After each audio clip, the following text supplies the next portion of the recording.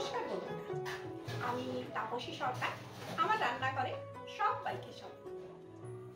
আজকে আমি আমার রান্নাঘরে খুব চটজলদি তৈরি হয় যখন একটা স্ন্যাক্সের রেসিপি তৈরি করে দেখাবো। এটা খুবই সুস্বাদু হয়, চা কফির সঙ্গে তো খুবই ভালো লাগে, এমনিও ভীষণ ভালো লাগে। তো আজকে যে রেসিপিটা আমি বানাচ্ছি সেটা পটাটো ফিঙ্গার ফ্রাই। এই রেসিপিটা বানাবার জন্য আলুটা শুধু সেদ্ধ করে রাখলেই 10 থেকে 15 মিনিটের মধ্যেই এই রেসিপিটা তৈরি হয়ে যায়। চলুন না এই রেসিপিটা আমি আমার রান্নাঘরে কি করে বানাই সেটা আজকে আপনাদের করে। পটাটো ফিঙ্গার ফ্রাই বানাবার জন্য আলু সিদ্ধ করে নিয়েছি।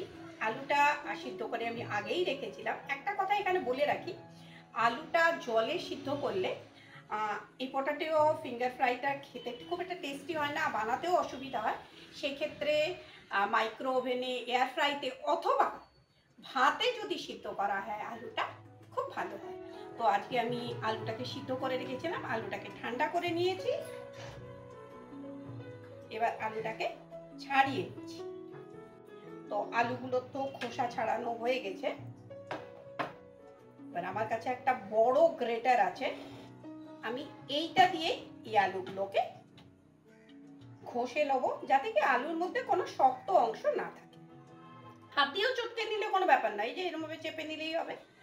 একটু গ্রেটারে এরকমভাবে ঘষে দিচ্ছি।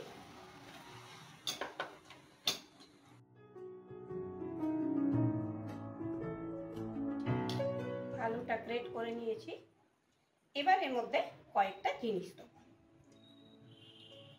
এই পরিমাণে আলুর জন্য মানে আমি 250 গ্রাম আলু সিদ্ধ করেছিলাম, মাপ করে নিয়ে। চায়ের চামচে, ভুল বললাম, আমি বড় চামচে 2 চামচ চালের গুঁড়ো দিচ্ছি। লঙ্কা দিচ্ছি ঝালের জন্য। আমি 4-5টা লঙ্কা একদম ছোট্ট ছোট্ট করে কেটে নিয়েছি, সেই 4-5টা লঙ্কা দিলাম। দিচ্ছি এর মধ্যে চায়ের চামচে 1 চামচ চিলি ফ্লেক্স। দিচ্ছি চায়ের চামচে 1 চামচ গোলমরিচ। স্বাদ মতন নুন দিলাম, 1/2 চামচ নুন দিয়ে দিচ্ছি চায়ের চামচে। তার সঙ্গে দিচ্ছি আবার একটু নুন, আমচুর চায়ের চামচে 1 চামচ আমচুর দিয়ে দিচ্ছি। আর দিচ্ছি চায়ের বড় চামচে 2 চামচ মানে টেবিল স্পুন 2 চামচ কর্নফ্লোর। আর দিচ্ছি 4-5টা কোয়া রসুন বেটে আমি ওর জলটাকে হাত দিয়ে এরকম চিপে নিয়েছিলাম, সেই জলটা, সেই রসুনটা, বাটা রসুন। এই হলো মশলা। আর তার সঙ্গে দিলাম 1 মুঠো ধনে পাতা। ধনে পাতাগুলোকে কুচি কুচি করে কেটে দিচ্ছি। এবার হাতটা ভালো করে, আগেই আমি ধুয়ে এসেছিলাম, খুব ভালো করে এটা মেখে দিচ্ছি।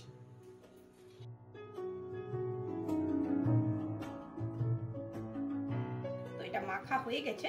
এবার আমি হাতটা ধুয়ে এসে এটা গড়ে দেখাচ্ছি। এবার হাতে একটু এই ফিঙ্গার ফ্রাইটা তৈরি করার জন্য হাতে একটু তেল লাগিয়ে নিচ্ছি, সাদা তেল আর রিফাইন্ড অয়েল। আর এখানে একটা বেকিং পেপার একটা প্লেটের ওপর পেতে রেখেছি, এই যে প্লেটের ওপর পেতে রেখেছি। এটা শুধু পেতেছি যে ফিঙ্গার ফ্রাইটা তৈরি করে রাখবো যাতে এর মধ্যে আটকে না যায়, সেই জন্য। হাতে একটু তেল লাগিয়ে এবার একটু ছোট্ট ছোট্ট লেচি কেটে নিয়ে লম্বা করে ফিঙ্গার ফ্রাইয়ের মতন গড়ে নিচ্ছি। ব্যাস।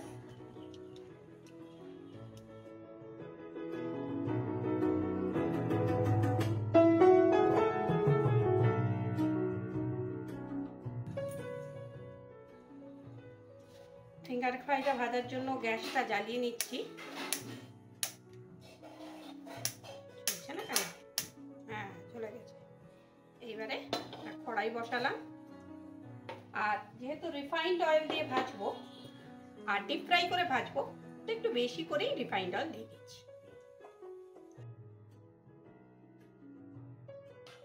গরম হয়ে গেছে, খুব বেশি গরম করা যাবে না। এবারে ফ্রাইগুলো এর মধ্যে ছেড়ে দিচ্ছি।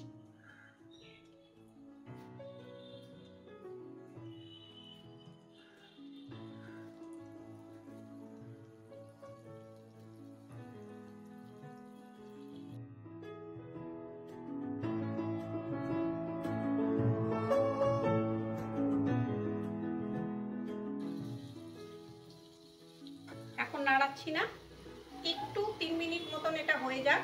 গ্যাসটা লো টু মিডিয়াম হিটে রেখেছি। 3 মিনিট মতন একটা পিঠ হয়ে যাক, তারপরে এটাকে ওলট পালট করব। একটু উল্টে দিই, একটু শক্ত হয়ে গেছে, উল্টে দিচ্ছি। আর এরকম রঙও ধরে গেছে। আঁচটা কিন্তু লো হিটেই আছে, বাড়ানো হয়নি।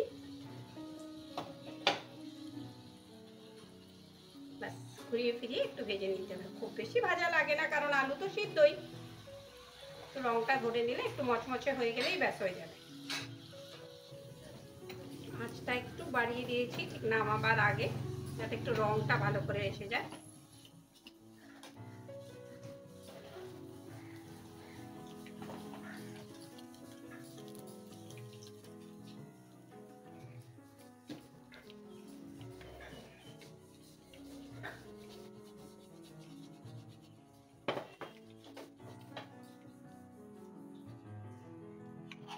বাহ, বেশ কড়কড়ে হয়ে যাচ্ছে। ঠান্ডা হলে না আরো কড়কড়ে হয়ে যাবে। এবার আরেকটু ছেড়ে দিই।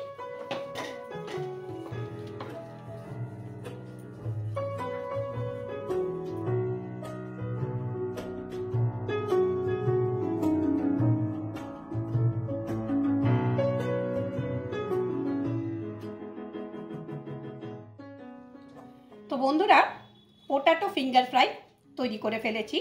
এটা খেতে খুব সুস্বাদু হয়, কারণ আমি এর আগেও বানিয়েছি। আর এটা ভীষণ টেস্টি হয়, খাস্তা হয়, মানে কড়কড়ে হয়। আমি আপনাদের এই প্লেটটার মধ্যে একটু ফেলে দেখাই।